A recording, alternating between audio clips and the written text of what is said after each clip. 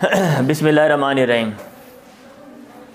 चलें जी, आज हम उसूल हदीस में रावी के बारे में पढ़ेंगे कि हमारी जो उसूल हदीस की किताबें हैं उनमें रावी के हवाले से जो अबहास की जाती हैं और जो बातें की जाती हैं वो उनका जो निचोड़ और ख़ुलासा है वो क्या है। मैंने अपने पीछे जो लिखा हुआ है जो आपको नज़र आ रहा है ये दरअसल कई किताबों को मैंने कंबाइन कर दिया है।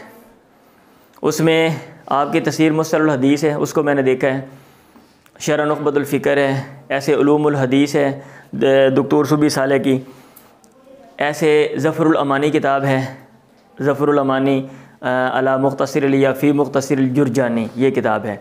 तो उसमें एक रावी के हवाले से जो भी अबहास की गई हैं उनका जो निचोड़ है उनको मैंने इकट्ठा करने की कोशिश की है। इनमें मेन चीज़ें मैंने यहाँ पे लिखी हैं जो आपको पीछे नज़र आ रहा है। अभी हम उनको ज़ेर बात लाएंगे और मैं उम्मीद करता हूँ कि वो चीज़ें आपको याद हो जाएंगी। इस तरह मैंने कोशिश की है कि मैं आपको बता दूँ कि एक चीज़ का जो ख़ुलासा है वो आपके पास जो है वो आ जाए। अब अगला मसला ये है कि रावी के बहस हम क्यों करते हैं। तो दरअसल इसके पीछे रीज़न ये है कि ऐसा नहीं था कि रसूलुल्लाह सल्लल्लाहु अलैहि वसल्लम के ज़माने में किताबें जो हैं वो लिखी गई हों, बल्कि एक वक़्त के बाद 100 साल के बाद तो हदीस की जो किताबें हैं 100 साल के बाद उसके ऊपर काम शुरू हुआ और फिर 100 साल लग गया। उसके बाद जो बेहतरीन किताबें हैं वो वजूद में आईं जो आप पढ़ते हैं। और अगर आपको मतलब है ये चीज़ नहीं समझ आ रही तो मैंने इसके ऊपर रिकॉर्डिंग बाकायदा की हुई है। किताबों को ओवरऑल ना कोई 5, 10, 15 मिनटों में मैंने वो बताया हुआ कि कुल हमारी किताबें कितनी थी और मुख्तसर उनका तारुफ कराया। तो वो चीज़ आप पढ़ लें, आपको बात समझ आ जाएगी। अब चूँकि 200 साल का अरसा लग गया, मतलब है जो किताबें आई हैं, तो इस दौरान वो जो अहादीस हैं वो जिन ज़राए से वो हमारे तक पहुँची हैं उन सोर्सेज़ की जो स्टडी है वो भी ज़रूरी है। और वो ज़राए क्या हैं, वो रावी हैं दरअसल। तो इसलिए जो रावियों की बात है ना, जब आप उसूल हदीस पढ़ते हो तो उसमें रावियों की बात जो है वो एंड पे लेकर आते हैं। और रावियों की बात में फिर जो है ना मुख्तलिफ़ पहलू हैं। अगर आप वो सारे पहलू देख लेते हैं जामे अंदाज में तो आप कोई भी उसूल हदीस की किताब पढ़ते हैं, आप वो खा इब्तदाई तालिब इल्म हैं या वो किसी दरमियाने दर्जे के तालिब इल्म हैं या आप इंतहाई दर्जे के तालिब इल्म हैं, तो मैं उम्मीद करता हूँ कि वो जो किताबें हैं वो आपके लिए आसान हो जाती हैं और हो जाएंगी और अबहास भी आपको समझ आएंगी। चलते हैं जी। सबसे पहले रावियों की जब हम देखते हैं तो इसमें आपने देखा कि मैंने 3 हिस्सों में इसको डिवाइड किया है, अस्सहाबा, ताबीन और तबा ताबीन। इसकी क्या रीज़न है? दरअसल रीज़न ये है कि जो असहाबे रसूल हैं उनके अहकाम अलग हैं और जो ताबीन हैं उनके अहकाम अलग हैं और जो तबा ताबीन हैं उनके अहकाम अलग हैं। वो इस तरह के असहाबे रसूल जो हैं उनके बारे में तो हम जरा और तदील से काम नहीं लेते। आपने पढ़ा हुआ है कि असहाबे रसूल सारे के सारे असहाबत कुल्लुम अदूलन, असहाबे रसूल सारे के सारे आदिल हैं। वो तो इसलिए उनको एक सेपरेट कैटेगरी उनकी बनाते हैं। फिर जो ताबीन हैं, ताबीन के बारे में आइम्मा कराम का नुक्ता नज़र मुख्तलिफ है। आप पढ़ें ताबीन, एक मतलब एक मुरसल जो हदीस होती है एक ताबी की, उसके बारे में क्या हुक्म है, तो अब उसमें आइम्मा कराम क्या कहते हैं आप उसके बारे में पढ़ें। अब चूँकि उनके बारे में नुक्ता नज़र अलग है इसलिए जो ताबीन है उनको सेपरेट लाया जाता है। फिर ताबीन के बाद जो लोग आए हैं तबा ताबीन, ताबीन के बाद अब उनके बारे में मतलब है आरा जो हैं वो सब की तकरीबन एक जैसी हैं कि वहाँ पे जो है ना वो तहकीक और गौर व फिक्र होता है। बात समझ रहे हैं? तो इसलिए जो मेन यहाँ पे मैंने जो तकसीम की है असहाबा और फिर ताबीन और फिर तबा ताबीन। अब सहाबा में सहाबा की जब सहाबा का चैप्टर जब हम देखते हैं तो उसमें चंद चीज़ें हैं जो बुनियादी हैसियत रखती हैं।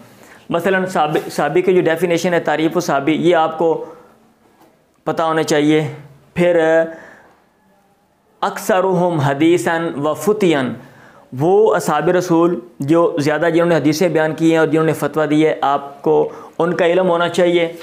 फिर असहाब रसूल के जो तबकात बनाए गए हैं, जो दर्जे बनाए गए हैं, उनका आपको इल्म होना चाहिए। ये जो चीज़ें मैंने लिखी हैं, एक तो ये चीज़ देखते हुए कि कौन सी चीज़ें ज़्यादा मुफीद हैं, और ये भी देखते हुए कि आपके जो पेपर पैटर्न है और जो पेपर में जो ज़्यादा चीज़ें आ रही होती हैं, मतलब उनको भी मद्देनज़र मैंने रखा है।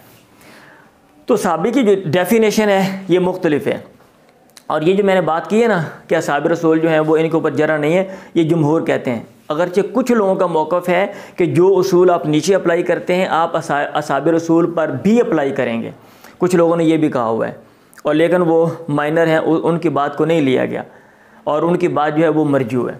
अच्छा, सहाबी की जो तारीफ़ है मुख्तलिफ़ की जाती है, उनमें से जो बेस्ट वन, जो बेहतरीन, जो मैं समझता हूँ वो अल्लामा इब्न हजर की तारीफ़ है कि वो बंदा जो हालत इस्लाम में अल्लाह के नबी से मिला और इस्लाम की हालत में उसने वफ़ात पे, वो सहाबी है, खा दरमियान में वो इस्लाम से उसका इन्हिराफ हो या ना हो। ये डेफिनेशन है। आप चीज़ों को याद करते जाएँ, ज़हन में बिठाते जाएँ। अब अगला मसला, जब हम सहाबी की तरफ जाते हैं तो हमें ये देखना है कि कौन से जो सहाबी हैं वो ज़्यादा हदीसें बयान करते थे बमुकाबला दीगर।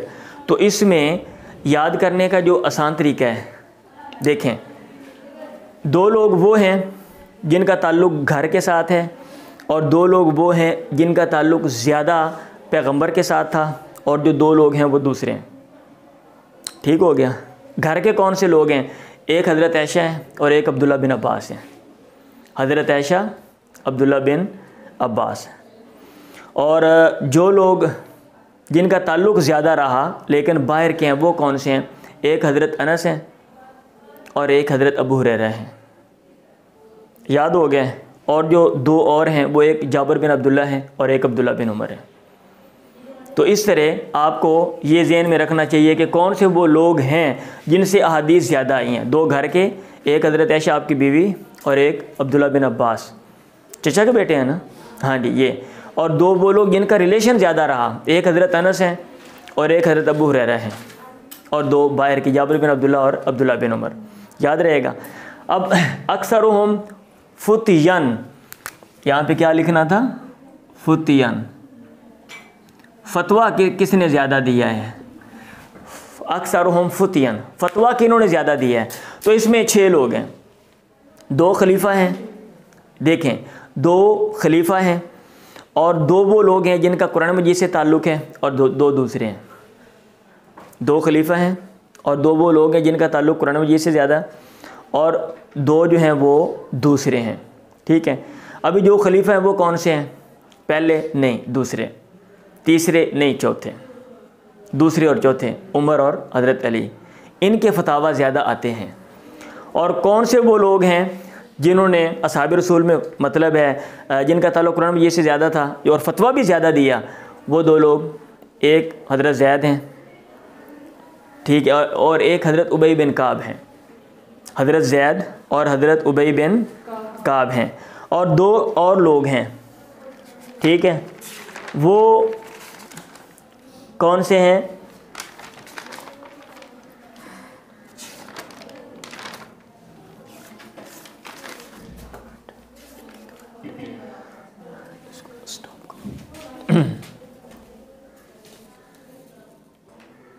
चलें जी, सॉरी वो नाम निकल गया था, मैं देख रहा था। अबू दरदा और अब्दुल्ला बिन मसूद हैं। अबू दरदा और अब्दुल्ला बिन मसूद हैं। तो इस तरह आपको ये पता होना चाहिए कि कौन से असहाब रसूल में ज़्यादा अहदीस बयान करने वाले हैं और कौन से जो है ना वो फतवा देने वाले ज़्यादा थे। अब तबक़ात की तरफ आ जाते हैं असहाब रसूल।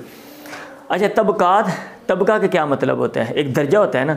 तबक़ात से मुराद वो लोग हैं, तबके से मुराद वो लोग होते हैं जो उम्र में करीब करीब हों और जिनके असासा जो है ना वो एक, मतलब एक जैसे हैं, तो उनको एक तबके और एक दर्जे में रखा गया है। तो इस तरह जो है ना वो, मतलब तबके की डेफिनेशन ये की जाती है। अब असहाब रसूल के जो तबक़ात बनाए गए हैं ये क्यों? तो दरअसल ये इसलिए बनाए गए हैं ताकि उनकी जो स्टडी है वो ईजी हो जाए। आपने कोई चीज़ अगर पढ़नी है और आप ये मतलब है कि करना चाहते हैं कि वो चीज़ आपके लिए आसान हो, तो आप उसको क्या करो, आप उसको डिवाइड कर दो, आप उसकी दर्जा बंदी कर दो। तो दर्जों में पढ़ो। जब आप दर्जों में पढ़ोगे, उनके दर्जे बनाकर, तबके बनाकर, तो फिर वो उस चीज़ की स्टडी जो है ना वो आसान हो जाएगी। तो असहाब रसूल के जो तबक़ात हैं, बाज़ ने 5 बनाए हैं और जो बाज़ ने वो 12 बनाए हैं। अब क्वेश्चन ये है कि 5 किसने बनाए हैं और 12 किसने बनाए हैं। तो दरअसल ये जो 5 तबके बनाए हैं ये इब्ने साद ने बनाए हैं, और जो 12 तबके बनाए हैं ये इमाम हाकिम ने बनाए हैं। और इब्ने साद ये कौन है? ये बड़े क्या कहते हैं, यूँ कह लें मुअर्रिख हैं, बड़े मुफस्सिर हैं, ठीक है, मुअर्रिख हैं ये। तो इमाम बुखारी जब 35 साल के थे उस वक़्त इन्होंने वफ़ात पाई है। इमाम बुखारी रहमहुल्लाह ने, इमाम बुखारी जब 35 साल के थे उस वक़्त इब्ने साद ने वफ़ात पाई है, जिसने ये 5 तबके बनाए हैं। और इमाम हाकिम ये बाद के हैं, ये तकरीबन इमाम हाकिम जो है ना वो 933 में ये पैदा होते हैं। इब्ने साद कब फौत हुए? 845 में। और जो इमाम हाकिम जिन्होंने ये वाले तबके बनाए हैं वो 933 में 33 में वो पैदा होते हैं और 1012 में वो फौत होते हैं वो। तो अब जो पहली दर्जा बंदी की, इसका मतलब ये मैं इसलिए बताता हूँ कि आइडिया हो जाता है कि भाई कौन सी दर्जा बंदी जो है ना वो पहले की गई या बाद में की गई। क्योंकि हर आने वाला बाद वाला जो होता है ना वो पहली चीज़ में कोई ना कोई परेशानियाँ देखता है, तो उसको मसले नज़र आते हैं, तो उन मसलों के हल के लिए फिर वो एक नया रुख जो है वो अपनाता है। समझ आ रही? तो इब्ने साद ने 5 तबके बनाए, अभी आपको याद हो जाएंगे। और जो इमाम हाकिम है उन्होंने असहाबे रसूल के कितने तबके बनाए हैं? 12 तबके बनाए हैं। अच्छा, जो 5 तबके हैं वो कौन से हैं? तो इन्होंने क्या किया, जो इब्ने साद हैं, कि इस्लाम में जो बड़े बड़े वाक़यात हैं ना उनको मद्देनज़र रखते हुए जो है ना वो यूँ कह लें कि असहाबे रसूल का दौर जो अल्लाह के नबी के साथ उन्होंने गुजारा उसको डिवाइड कर दिया। मसलन एक वो तबका जिन्होंने हिजरत की हबशा की तरफ, एक वो तबका, एक वो तबका जो बदर में शरीक हुए, ठीक है। अच्छा, इस तरह एक जो है ना वो तबका जो फ़तह मक्का के मौके पे वो जो मुसलमान हुआ, ठीक है। एक वो तबका जो खंदक में जो है ना जंग क्या कहते हैं ग़ज़वा खंदक में शरीक हुआ, और बच्चों का तबका। तो इस तरह उन्होंने 5 तबके किए। वो लोग जो हबशा में गए, नंबर 1। नंबर 2 वो लोग जो बदर में शरीक हुए, जो बड़ा एक अहम वाक़या पेश आया इस्लामी तारीख़ में। नंबर 3 वो लोग जो ग़ज़वा खंदक में शरीक हुए, और वो लोग जो फ़तह मक्का के मौके पे मुसलमान हुए, ठीक है। और वो लोग जो बच्चे थे, छोटे थे, अस्सिबियान वल अतफ़ाल। तो इस तरह इब्ने साद ने जो है ना ये 5 तबके बनाए हैं। अब आप अगर आप गहराई से देखेंगे तो ज़ाहिर बात है बहुत से लोग जो हैं वो मतलब रह जाएंगे, वो जिनको आप शामिल नहीं कर सकेंगे असहाबे रसूल में, या बहुत से लोग जो है ना वो कई तबकात में आ जाएंगे। तो इस तरह मतलब इन चीज़ों को देखते हुए जो आए बाद में इमाम हाकिम, उन्होंने क्या किया, उन्होंने 12 तबकात बना दिए। किस तरह? मसलन सबसे पहले कुछ लोग मुसलमान हुए तो उनका एक तबका, ठीक है। नंबर 2 दारुन नदवा में जो लोग, सोना नहीं है भाई, ध्यान से आपने सुनना है, ठीक है, मुझे दोबारा ना कहना पड़े, ज़रा अलर्ट हो गया। अगर किसी को नींद शींद है तो उठ के चक्कर लगा सकते हैं, आप पानी शानी पी सकते हैं, अलर्ट हो गया आपने बैठना है। अब ये नहीं कि मैं नहीं कह रहा हूँ तो फिर आप जो मर्ज़ी करते रहें क्लास में बैठ के। सबसे पहले मुसलमान हुए, पहला तबका। अच्छा, दारुन नदवा में जो लोग तलीम लेते थे, दूसरा तबका। हबशा में हिजरत करके जो गए, तीसरा तबका। हज के मौके पे अल्लाह के नबी ने दावत दी कुछ लोगों को, जिसको अक़बा उला कहते हैं, एक घाटी के पास, चौथा तबका। फिर अगले साल फिर दोबारा आ गए मतलब घाटी के पास अक़बा सानिया, 5वां तबका। फिर वो लोग, फिर आवाज़ नायबे किसी की, क्या करते हैं आप लोग, समझ क्यों नहीं आती आप लोगों को बात? अच्छा, फिर वो लोग जो जिन्होंने हिजरत की मदीने में, लेकिन अभी अल्लाह के नबी मदीने में दाखिल नहीं हुए, कुबा में थे, छठा तबका।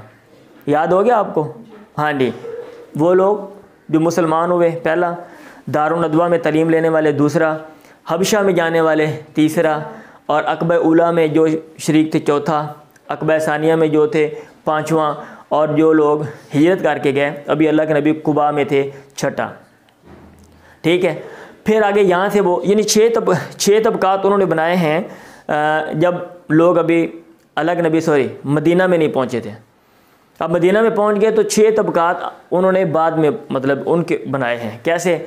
बदर में शरीक हुए, पहला तबका यानी एक तबका, और बदर और सुलह हुदैबिया के दरमियान जो लोग आए हिजरत करके, ये दूसरा तबका।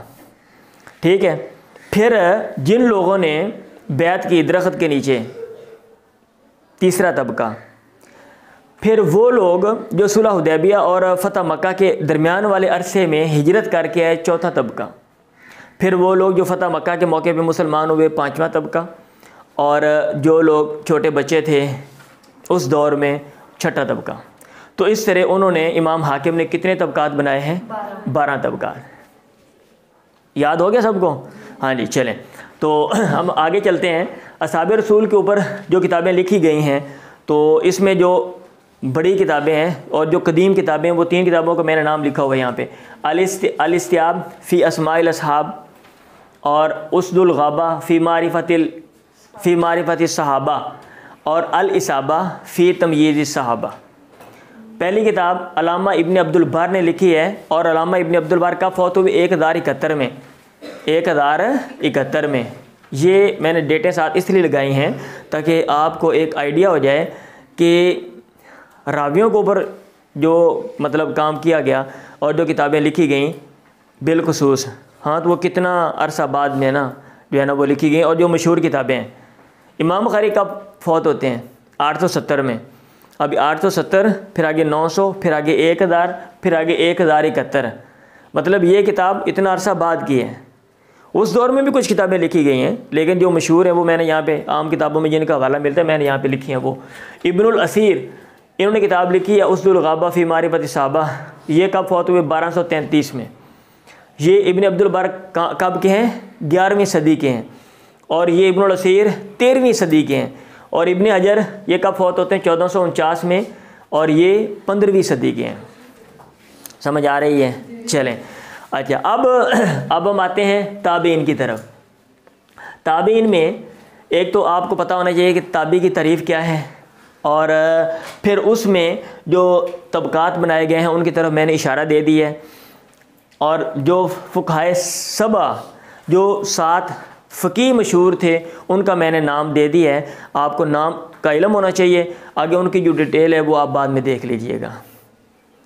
ठीक है। ताबी की तारीफ़ वो ऐसे ही है, सेम टू सेम जैसे साबी की तारीफ़ है। यानी साबी की क्या तारीफ़ थी? जिसने इस्लाम की हालत में पैगंबर को देखा और वो वफ़ात पाई और वो मुसलमान था, वो इस्लाम की हालत में। ताबी, जिसने इस्लाम की हालत में साबी को देखा और वो वफ़ात पाई, इस्लाम पारी, उसकी वफ़ात थी, खा दरमियान में वो उसने इस्लाम छोड़ा या नहीं छोड़ा। अब जो ताबीन के जो तबकात बनाए गए हैं, तो बाद ने 3 बनाए हैं, बाद ने 4 बनाए हैं, और बाद ने 15 बनाए हैं। इन तबकात को, इनकी डिटेल मैं नहीं डिस्कस करूँगा, आपकी आम किताबों में भी नहीं है, क्योंकि हमने वो चीज़ें देखनी है कि जो मतलब हमारी आम किताबों में हैं और जिनको हमने मतलब है कि पेपरों में अमूमन जो चीज़ें देखी जाती हैं। ठीक है जी। फ़ुक़हाए सबा, अब अभी आपको याद हो जाएंगे। यहाँ पे ये इतने नाम लिखे हुए हैं। सईद बिन मुसैयब हैं, कासिम हैं, उर्वा हैं, खारिजा, अबू सलमा है, उबैदुल्लाह और सलमान है। मेरी तरफ देखें, सुलेमान है। ठीक है, ये देखें फ़ुक़हाए सबा में 2 सीन हैं और 2 ऐन हैं। 2 सीन और 2 ऐन। और अबू सलमा बाहर गया मिठाई बांटने के लिए। ये बात आपके ज़हन में होनी चाहिए। ठीक है, इसमें फ़ुक़हाए सबा आ जाते हैं। ये याद करने का एक तरीका है। 2 सीन हैं और 2 ऐन हैं। सीन, एक सईद हैं और एक सुलेमान है। सईद बिन मुसैयब और सुलेमान बिन यसार। और 2 ऐन हैं, एक उर्वा और एक उबैदुल्लाह, जो आपके उस्ताद हैं। ठीक है, याद रहेगा ना, उस्ताद उबैदुल्लाह। अच्छा, 2 सीन हैं, सईद और सुलेमान। इनके वालिद के नाम भी याद कर लें, ठीक है। नहीं तो अगर आपको अभी नहीं याद हो रहे तो वैसे सईद और सुलेमान और उर्वा और, ठीक है। और अबू सलमा बाहर गया मिठाई बांटने के लिए। एक अबू सलमा है बाहर गया, एक खारिजा है और एक कासिम है। याद हो गया आपको? तो ये फ़ुक़हा सबा हैं और उनके ये नाम हैं। बाकी इनकी जो डिटेल है कि भाई इन्होंने क्या वर्क किया, क्या हिसाब किताब था, वो आप जो है बाद में देख लीजिएगा। समझ आ गई है जी। चलते हैं अब हम आगे, जो हमारा अब हम तबा ताबीन की तरफ आ जाते हैं। किन की तरफ आ जाते हैं? तबा ताबीन की तरफ। लेकिन आगे जाने से पहले मैं आपको और चीज़ एक बता दूँ। यहाँ पे आपको मैंने तबकात बताए कि असहाब रसूल के 5 तबकात और 12 तबकात, और ताबीन के 3 तबकात, 4 तबकात और 15 तबकात। लेकिन ओवरऑल तमाम रावियों के तबकात भी बनाए गए हैं, और वो कितने हैं? 12। आप वो भी याद कर लीजिए। कैसे? देखें, असहाब रसूल का एक तबका वो सेपरेट कर दिया उसको, ठीक है। ताबीन के 3 तबकात। अभी गौर करें ज़रा, मैंने लिखा था, मैंने कहा, लेकिन वो मैंने कहा उस अंदाज में बताऊंगा ना जैसे किताबों में, तो इनके लिए मुश्किल हो जाना है। ताबीन के 3 तबकात, यानी वो ताबीन जो बड़े थे, वो ताबीन जो दरमियाने दर्जे के, और वो ताबीन जो छोटे थे, ठीक है। तबक़तु किबार ताबीन और तबक़तुल वुस्ता मिनत ताबीन, तबक़तुस सुग़रा, और पहले को बोल दो तबक़तुल कुबरा मिनत ताबीन। बड़ा तबका, दरमियाना तबका, छोटा तबका। बड़े तबके से मुराद वो जो बड़े थे, दरमियाने थे वो जो दरमियान में, और छोटे से मुराद जो बाद में आए और छोटे थे वो। तो ऐसे जैसे ताबीन का तबका 3, ऐसे तबा ताबीन के भी 3 तबके। तबक़तुल कुबरा मिन तबी ताबीन, तबक़तुल वुस्ता, तबक़तुस सुग़रा। यानी तबा ताबीन में वो जो बड़े थे, तबा ताबीन में वो जो दरमियाने थे, और तबा ताबीन में वो। ये कितने हो गए हैं भला? साहब रसूल का 1 तबका, असहाब रसूल का 1 तबका, और ताबीन के 3, कितने हो गए? 4। अच्छा, और फिर तबा ताबीन के कितने हो गए? कितने हो गए? बोले हैं 7 हो गया, ठीक है। फिर तो ताबीन, तबा ताबीन, फिर उनके बाद अल आखिज़ीन मिन तबी ताबीन, अल आखिज़ून मिन तबी ताबीन, यानी वो लोग जिन्होंने तबा ताबीन से हदीस ली, उनमें भी तबक़तुल कुबरा, तबक़तुल वुस्ता, तबक़तुस सुग़रा। तो कितने तबके हो गए? 10। लेकिन यहाँ पे क्वेश्चन ये पैदा होता है, तो वो तबके तो 12 हैं, तबके तो 12 हैं, लेकिन यहाँ पे 10 हैं। तो दरअसल जो ताबीन के तबके हैं ना, ताबीन जो तबक़तुल वुस्ता है, उनके बाद भी एक तबका उन्होंने बनाया है, यानी वो लोग जिनको तबक़तुल वुस्ता के साथ मिलाया जाता है, और तबक़तुस सुग़रा उनके साथ भी एक तबका बनाया है, यानी वो लोग जिनको तबका सुग़रा के साथ मिलाया जाता है। तो इस तरह ताबीन के कितने तबके हैं? 5। कितने तबके? 5। असहाब रसूल का 1 तबका, ताबीन के 5, कितने हो गए?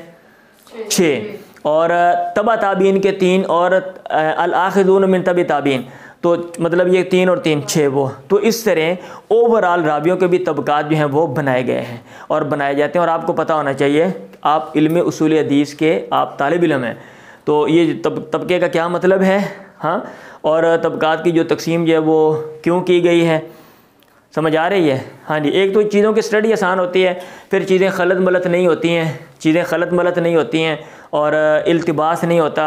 अब जो नाम है हम समझते हैं कि भी जो है ना ये वही नाम है, हालांकि हो सकता है वो ताबी हो या वो तबा ताबी हो।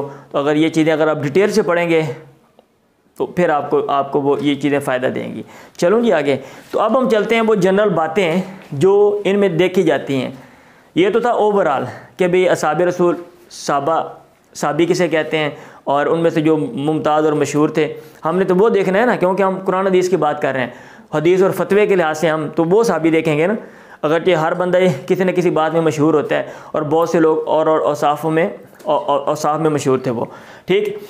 तो अब हम चलते हैं उन अभास की तरफ जो अभास हमारी किताबों में हैं। मसलन एक बात ये आती है कि जब आप रावियों की स्टडी करते हैं तो आपको ये पता होना चाहिए कि कौन से रावी जो आपस में बहन भाई हैं, कौन से रावी थे वो जो आपस में बहन भाई हैं। अल-इख्वा वल अख़वात, 2 भाई हैं या 2 बहनें हैं या बहन भाई हैं या कितने हैं। तो इसमें मैंने ये 2-3 यहाँ पे एक मिसाल के लिए मतलब यहाँ आपके सामने लिखे हैं, आप किताबों से मज़ीद देख सकते हैं। मसलन उमर और जो जैद हैं, ये 2 भाई थे, हज़रत उमर और उनके भाई जैद, ये असहाब रसूल में से हैं। ऐसे अली जाफ़र और अकील असहाब रसूल में से 3 भाई हैं, तीनों से रिवायात हैं, अली जाफ़र और अकील। फिर ऐसे जो सुफियान, ये सुफियान इब्ने उयैना मेरा ख्याल है, तो या सुफियान सौरी हैं, सुफियान इब्न उयैना मुझे लग रहा है। तो इनके जो भाई हैं वो आदम, इमरान और मोहम्मद इब्राहिम, 4 भाई हैं, वो भी रावी हैं, उनसे भी हदीस आती हैं और इनसे भी हदीस आती हैं। तो ज़्यादा से ज़्यादा 7 तक ऐसे लोग मिले हैं, 7 तक के 7 लोग हैं और 7 के 7 जो हैं वो मुहद्दिस हैं और वो हदीस बयान करते हैं।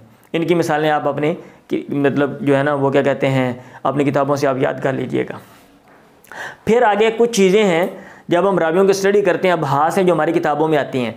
मसलन आपको ये भी पता होना चाहिए कि अल-मुत्तफ़िक़ वल-मुफ़्तरिक़ इस इस्तिलाह का क्या मतलब है। अल-मुत्तफ़िक़ वल-मुफ़्तरिक़, इधर नाम सेम टू सेम है, बंदा मुख्तलिफ है। नाम सेम टू सेम है, बंदा मुख्तलिफ है। मसलन खलील बिन अहमद और उमर बिन अल-ख़त्ताब। अब खलील बिन अहमद नाम के कितने बंदे हैं? 6 बंदे हैं। और उमर बिन अल-ख़त्ताब नाम के कितने बंदे हैं? 6 बंदे हैं। इनको हला दें, सबक हो रहा है, ठीक है। फिर अल-मुख़्तलिफ़ वल-मुख़्तलिफ़ का क्या मतलब है? अल-मुख़्तलिफ़ का मतलब ये होता है कि नाम लिखने में सेम टू सेम है, अल-मुख़्तलिफ़ वल-मुख़्तलिफ़, लेकिन पढ़ने में मुख्तलिफ हैं। नाम लिखने में सेम टू सेम है लेकिन पढ़ने में मुख्तलिफ हैं। जैसे सलाम और सलाम, ऊपर में शद डाल दिया ताकि आपको याद रहे, सलाम और सलाम। ऐसे मिसवर और मुसव्वर, मिसवर और मुसव्वर। अच्छा, अल-मुतशाबिह, अल-मुतशाबिह का मतलब ये होता है अपना नाम सेम टू सेम है, बाप का नाम लिखने में सेम टू सेम है, पढ़ने में मुख्तलिफ है। अपना नाम सेम टू सेम है और बाप का नाम लिखने में सेम टू सेम है लेकिन पढ़ने में मुख्तलिफ है। या बाप का नाम सेम टू सेम है और अपना नाम लिखने में सेम टू सेम उलट भी हो जाता है। तो इसकी मिसाल यहाँ पे ये देखें, मोहम्मद बिन उकैल और मोहम्मद बिन अकील। मोहम्मद दोनों ठीक है, और उकैल। अब भाई ये हम पढ़ रहे हैं ना, इसका फ़ायदा ये है पेपर में आ जाता है, अल-मुत्तफ़िक़ वल-मुख़्तलिफ़ की वज़ाहत करें, अल-मुख़्तलिफ़ वल-मुख़्तलिफ़ की वज़ाहत करें, दोनों में डिफरेंस बयान करें, अल-मुतशाबिह का क्या मतलब है। तो ये जनरल चीज़ें आपको पता होनी चाहिए। फिर हम आगे अल-मुहमल की बात करते हैं। अल-मुहमल ये वो रावी होते हैं कि इमाम ने उनको मतलब बयान नहीं किया, या जो जिन्होंने हदीस बयान की उन्होंने उसकी वजाहत नहीं की कि वो कौन सा बंदा है, और उस नाम के कई बंदे हैं। मतलब इमाम बुखारी बयान करते हैं अहमद से, अभी अहमद नाम के कई बंदे हैं, कौन सा अहमद है? अहमद बिन अब्दुल्ला है, अहमद बिन अब्दुर्रहमान है, ठीक है, अरबी है, अजमी है, शामी है, इराकी है, कौन है? तो ये ऐसे रावी को मुहमल कहते हैं। फिर अल-मुबहम, ये वो रावी होते हैं कि ये कह दिया फलां बंदे ने बयान किया, नेक बंदे ने बयान किया, अन राजुलिन, एक औरत ने बयान किया, अन इमरातिन, 2 बंदों ने बयान किया, एक शेख ने बयान किया, अन शेखिन, अब उसकी वजाहत नहीं है। तो ऐसे रावियों को अल-मुबहम कहते हैं। फिर अल-वहदान, ऐसे रावी भी होते हैं जिनसे हदीस बयान करने वाला सिर्फ एक है, जिनसे हदीस बयान करने वाला सिर्फ एक है।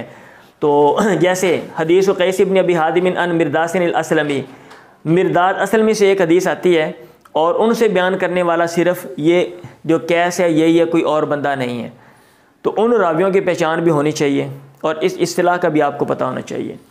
फिर आगे अल-अस्मा व सिफ़ातुल मुख्तलिफ़ा, अल-अस्मा व सिफ़ातुल मुख्तलिफ़ा, यानी ऐसे रावी भी होते हैं जिनके नाम भी मुख्तलिफ़ हैं और औसाफ भी मुख्तलिफ़ हैं, नाम भी मुख्तलिफ़ हैं और औसाफ भी मुख्तलिफ़ हैं।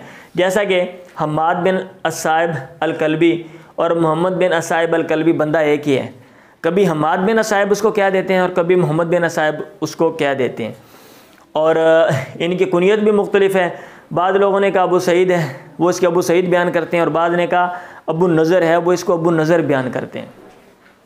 समझ आ रही है? अच्छा, फिर अल-मुफ़रदातु मिनल अस्माई वल कुना वल अलक़ाब, यानी वो नाम और वो कुनियतें, वो लक़ब जो मुनफरिद हैं, वो औरों के नहीं हैं, वो औरों के नहीं हैं, आम लोगों के नहीं हैं। जैसे सफ़ीना नाम है, साबिया रसूल है, अबुल हमरा कुनियत है, ये मुनफरिद कुनियत है, अबुल उबैदैन भी मुनफरिद कुनियत है, ठीक है।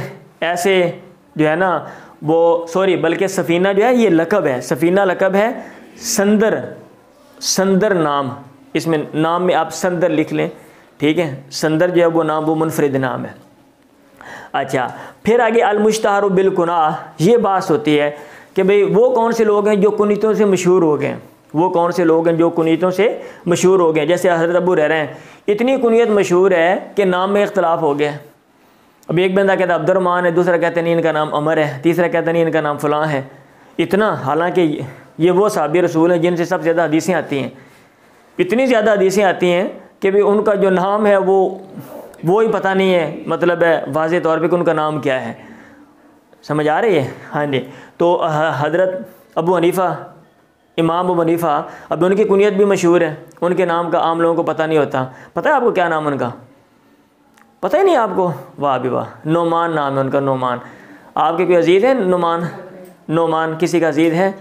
फिर आपको याद रहेगा। चलें, अच्छा जी। ऐसे अबू बिलाल अल अशरी हैं, और जो लोग मशहूर हो गए कुनीतों में, उनमें से बाद वो भी लोग हैं कि जिनके मतलब नाम तो हैं लेकिन कुनियत में मशहूर हो गए, लेकिन बाद वो हैं जो कुनीतों से मशहूर हो गए उनके नाम है ही नहीं, वो कुनियत ही उनका नाम है। ऐसे भी लोग हैं, तो ये भी मतलब उनकी स्टडी भी की जाती है। ऐसे मारिफतुल अलकाब, यानी जिन लोगों की कुनियत लक़ब आते हैं, तो वो लक़ब उनको क्यों दिए गए हैं, उसके पीछे क्या रीज़न है। जैसे अज़्ज़ाल लक़ब है, अमूमन आप ये समझेंगे अज़्ज़ाल का मतलब बंदा सही नहीं से गुमराह सी, ठीक है, लेकिन अज़्ज़ाल वो रास्ते में कहीं भूल गए।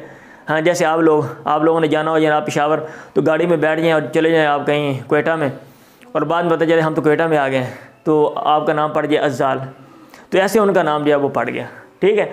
और गुंजार, ईसा बिन मूसा का लक़ब है, और ये पता नहीं क्यों उसको कहते थे। और मुशकदाना अब्दुल्ला बिन उमर, ये उनका जो है वो लक़ब है, एक रावी हैं। समझ आ रही है? तो अगर किसी का लक़ब आता है तो उस लक़ब के पीछे क्या रीज़न है, ठीक है। मुशकदाना, उसकी खुशबू आती है तो उसका नाम मुशकदाना पड़ गया, ठीक है। हाँ जी, चलें अब हम आगे चलते हैं। तो ये सारी अबहास जो हैं ये रावियों के बारे में हमारी किताबों में लिखी हुई हैं, और इनका फ़ायदा है, यानी एक रावी के जो मुख्तलिफ़ पहलू हैं, जब आप किसी चीज़ के एक्सपर्ट बनते हैं, प्रोफेशनल बनते हैं, तो आप उस चीज़ के मुख्तलिफ़ जो आपका दायरा कार होता है, उस दायरे में रहते हुए आप मुख्तलिफ़ जितने भी पहलू होते हैं आप उनकी स्टडी करते हैं। तो ये आप क्योंकि उसूल हदीस पढ़ते हैं और उसूल हदीस में रावी को देखते हैं, तो रावी में इनके ऊपर सेपरेट किताबें लिखी हुई हैं, और हमें लगे हो भाई ये तो बड़ा लंबा चौड़ा है, ये लंबा चौड़ा है, इतना भी नहीं है। जब बंदा कोई भी काम करता है ना, वर्क करता है, तो वो चीज़ें उसके लिए आसान हो जाती हैं, और ख़ुद ही वो जो दिमाग है उसके मुताबिक जो है ना वो क्या कहते हैं वर्क करता है, चीज़ों को तरतीब देता है। और चीज़ें आप पहले दिन बैठे थे, अलिफ बात आसा भी आपको नहीं आता था, हो सकता है ये साहब इनको उस्ताद पूछो अलिफ के ऊपर कितने नुक्ते, और ये कह रहे हो एक। जैसे मेरे साथ बात तालिब इल्म पढ़ते थे, वो भी अलिफ के ऊपर कितने नुक्ते, एक। उस्ताद ने मारा थप्पड़, आगे पूछा बा, कहते बा खाली। अब बा को उस्ताद ने मारा थप्पड़ और कहा बा के नीचे एक नुक्ता, और फिर कहा ता, कहता ता के नीचे भी एक ही नुक्ता। फिर उस्ताद ने मारा थप्पड़, कहा ता के ऊपर 2 नुक्ते, और फिर सा, कहता सा के ऊपर भी 2 नुक्ते। वो इस तरह के तालिब इल्म भी थे, और मुझे अभी वो बात याद है, ठीक है। तो इब्तिदा में जब कोई चीज़ पढ़ी जाती है तो मुश्किल लगती है, लेकिन जब हम क्योंकि फ़न में चले जाते हैं तो फिर वो चीज़ें हमारे लिए आसान हो जाती हैं, ठीक है। अब इसमें रावियों में ये भी देखे जाते हैं अल मनसूबून इला गैरिल आबाई, अल मनसूबून इला गैरिल आबाई, जो अपने बाप के अलावा किसी और की तरफ मनसूब हुए, वो कौन से रावी हैं। समझ आ रही है? हाँ जी, क्योंकि अमूमन बंदा अपने बाप की तरफ मनसूब होता है ना। हाँ जी, तो इसमें ऐसे भी लोग हैं जो माँ की तरफ मनसूब होते हैं, ऐसे भी लोग हैं जो, कुछ लोग हैं, सब नहीं, जो अपनी दादी की तरफ मनसूब हो गए हैं, और ऐसे भी हैं जो अपने दादे की तरफ मनसूब हुए हैं, और ऐसे भी लोग हैं जो अजनबी की तरफ मनसूब हो गए किसी वजह से, ठीक है। अब जैसे कि माँ की तरफ मनसूब होने वाले मोहब्बत, मुआज़ और औज़ अफरा के बेटे हदीस के अंदर आते हैं, मशहूर हदीस है, ठीक है, हनी ग़ज़वा बदर वाली। दादी की तरफ मनसूब होने वाले बशीर बिन खसासिया हैं, ये खसासिया ये अब्बा नहीं है, ये दादी है। अब ये ना हम में से कोई ये यहाँ से नाम याद कर ले और घर में बोले जी खसासिया बड़ा अच्छा नाम है, बच्चा पैदा उसका नाम खसासिया रख दो, ये दरअसल उनकी दादी है। हाँ जी, तो दादे की तरफ जो मंसूब हुए वो अबू उबैदा बिन अल जर्राह हैं, अल जर्राह, ये अल जर्राह उनके जो है ना वो दादा हैं। अजनबी की तरफ मंसूब हुए ये मिकदाद बिन अमर अल किंदी हैं। तो ये मिसालें दे रहा हूँ, एक ये नहीं कि एक ही हैं भाई, और भी हैं, आपने ये मिसालें याद करनी है इम्तिहानी नुक्ता नज़र से कि अगर पेपर में आता है तो आपने ये चीज़ें वहाँ पे लिखनी है। तो मिकदाद बिन अमर अल किंदी, इनको मिकदाद बिन अल अस्वद, मिकदाद बिन अस्वद भी कहते हैं। क्यों? अस्वद बंदा था और इन्होंने परवरिश उसके पास पाई तो ये उसकी तरफ भी मंसूब हो गया। समझ आ गई है। चलें अब हम जब हम और आगे बढ़ते हैं तो उसमें ये बात भी आती है अन्निसबु अला खिलाफि ज़ाहिरिया, यानी वो कौन सी निस्बतें हैं जो रावियों को दी गई हैं और ज़ाहिर के बरक्स हैं। अगर आप निस्बत की स्टडी करते हैं आपको लगता है इसका ये मतलब है, लेकिन मतलब वो नहीं होता। ठीक है, फ़र्ज़ किए जैसे ये हैं, अब ये लाहौर में रहें तो मैं इनको लाहौरी बोलूँ, हालांकि ये लाहौर के नहीं, ये कहीं और के हैं। ठीक, हाँ जी, ये हैं, इनके दोस्ती पठान के साथ फ़र्ज़ किया है तो मैं बोलूँ भी इनको पठान बोल दूँ किसी वजह से, तो ऐसा हो जाता है, निस्बतों में हो जाता है। जैसा कि अबू मसूद अल बदरी हैं, तो बदर में कहीं जाके ठहरे वो, तो उनको अबू मसूद अल बदरी कह दिया, हालांकि बदर में वो शरीक नहीं हुए ग़ज़वा बदर में। यज़ीद अल फ़कीर, तो यज़ीद अल फ़कीर, फ़कर ये मोरे को कहते हैं ना, तो मोरों का मसला था उनको, तो इसलिए यज़ीद अल फ़कीर। अब ये नहीं है कि वो हदीसें पढ़ने जाते थे और जनाब उन्होंने वो थैला डाला हुआ था, आटा मांगते फिर रहे थे, अल्लाह के नाम पे दे दे बाबा, आटा भी इकट्ठा कर लो, जनाब इल्म भी हासिल कर रहे थे। ऐसा नहीं था कि वो फ़कीर थे, गलियों में मांगते फिर रहे थे वो। फिर हम आगे चलते हैं कि रावियों की जो तारीख़ है वो उसकी भी स्टडी की जाती है। अगर आप तारीख़ की स्टडी नहीं करेंगे तो आपको कैसे पता चलेगा कि वो जो चेन, जो सिलसिला, जंजीर जो आ रही है, जो सनद है वो मुत्तसिल है या मुनक़ती, आपको कैसे पता चलेगा। ठीक है, तो मतलब इसका भी फ़ायदा है ताकि इनक़िता और इत्तिसाल का पता चल जाए।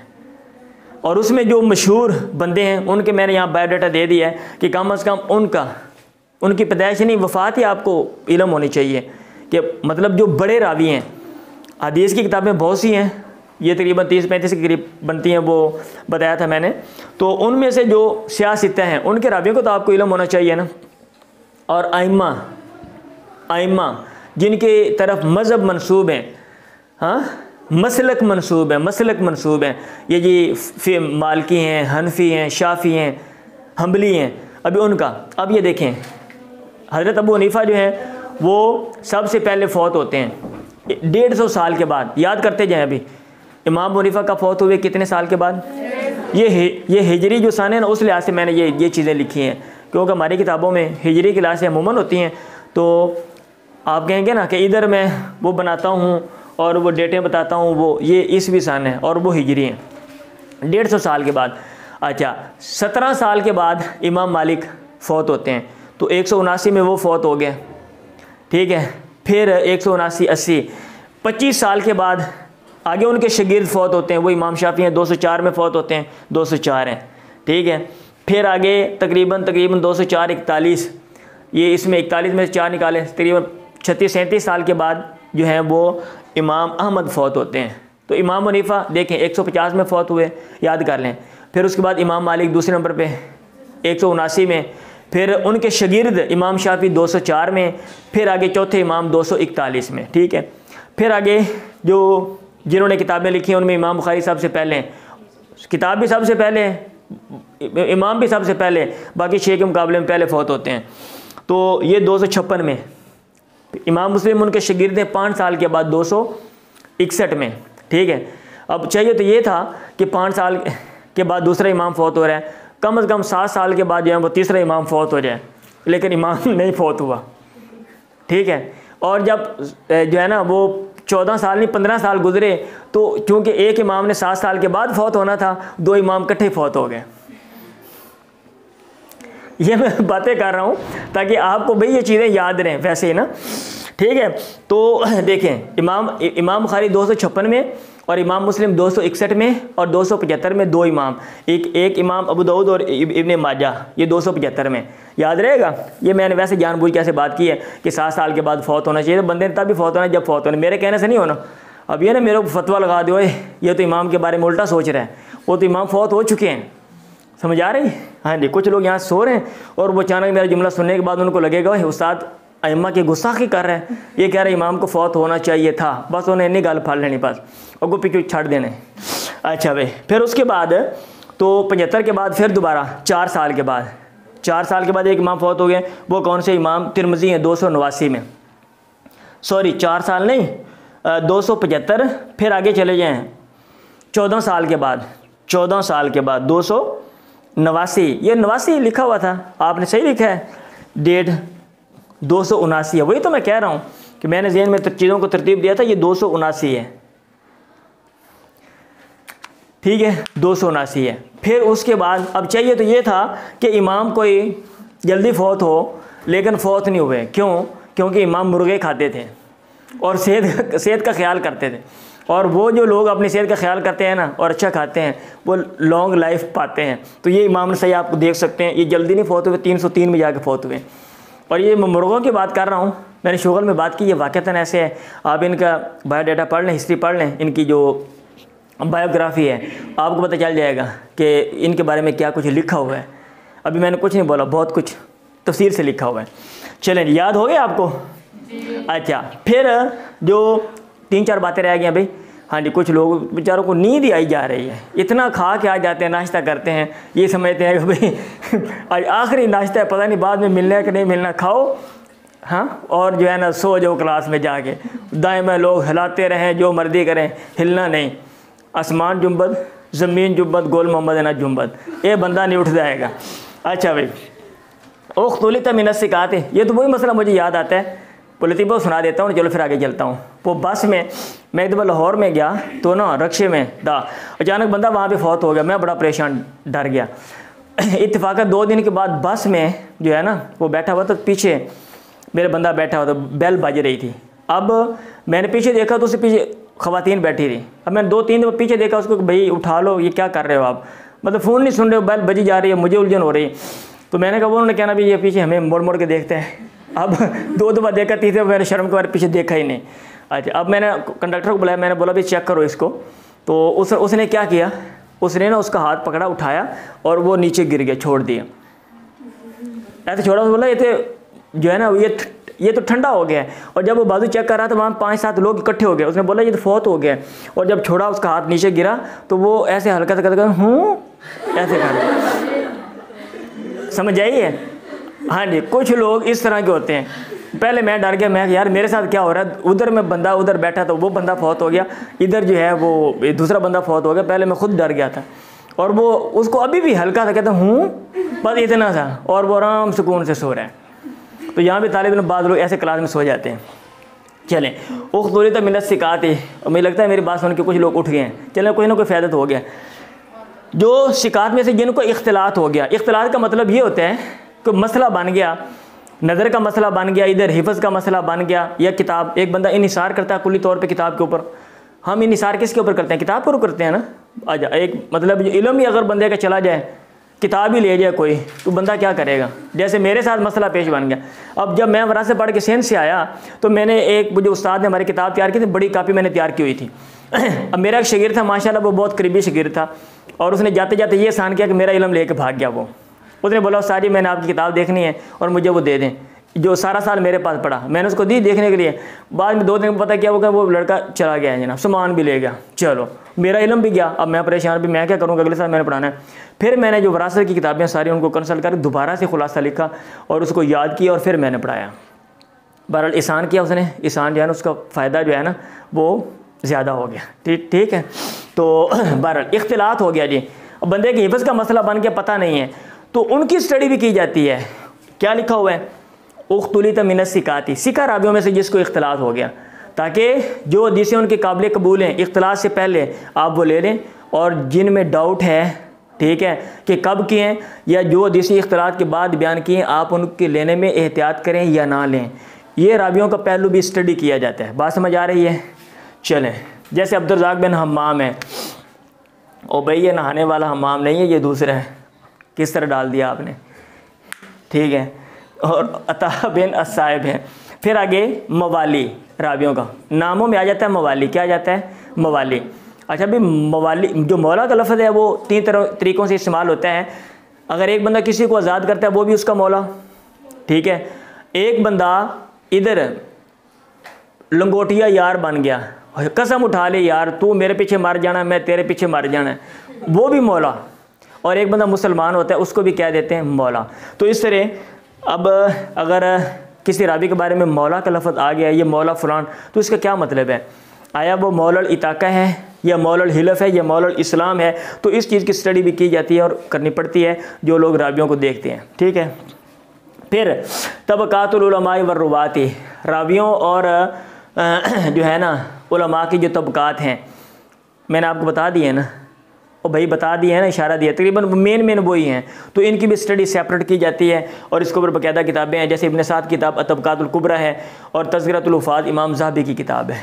फिर अस्सिकात व ज़ुअफ़ा, जो रावी सिका है, जब आप रावियों की स्टडी करते हैं तो आप ये देखते हैं ओवरऑल कि भाई कौन से सिका हैं और कौन से ज़ईफ़ हैं, ताकि अगर ज़ईफ़ रावी कहीं पे आता है आप उसके हदीस ना लें और अगर सिका आता है आप उसके हदीस ले लें। और इसके ऊपर भी किताबें हैं, मसलन अल-मुग़नी फ़ी ज़ुअफ़ा है, इसमें सारे ज़ईफ़ रावी दिए गए हैं। अस्सिकात लिब्न हिब्बान, इसमें सारे सिका दिए गए हैं। और ऐसी किताबें में जिनमें इकट्ठे सिका और ज़ईफ़ जो है ना वो इकट्ठे हैं, जैसे कि अल-जर्ह व तादील लिब्न अबी हातिम, इमाम इब्न अबी हातिम की जरह व तादील किताब है। फिर रावियों के वतन अल-औतान वल बुल्दान, इलाके भी देखे जाते हैं कि रावी किधर गए, ताकि अगर कोई बंदा कहता है अब्दुर्रहमान ने बयान किया और वो बंदा जो है वो फैसलाबाद का है और अब्दुर्रहमान फैसलाबाद का भी है, लाहौर का भी है, ठीक है, अब्दुर्रहमान गुजरांवाले का भी है, मुरीद के का भी है, तो आपको पता चल जाए भी ये चूँकि बंदा उधर का है और यहाँ अब्दुर्रहमान से फ़लाँ बंदा जो है वो मुराद है और इसकी मुलाकात हुई या नहीं ये भी आप चेक कर सकें। तो ये था जो है ना वो खुलासा और निचोड़ जो रावियों के हवाले से जो है क्या कहते हैं हमारी किताबों के अंदर लिखा हुआ है। और हमारा जो पेपर आता है जब मतलब है क्या कहते हैं जो पेपर का हिस्सा इस हिस्से में से आता है ना, उनमें तकरीबन ये चीज़ें होती हैं। अमूमन डेफिनेशन पूछी जाती हैं, तबकात के हवाले से जो क्वेश्चन आ जाता है, या जो है ना क्या कहते हैं चीज़ों का तकाबुल बे डिफरेंस, दो चीज़ों में डिफरेंस क्या है, तकरीबन ये है। मैं उम्मीद करता हूँ कि कुछ ना कुछ आपको पल्ले पड़ गया होगा जितना कुछ मैंने बोला है।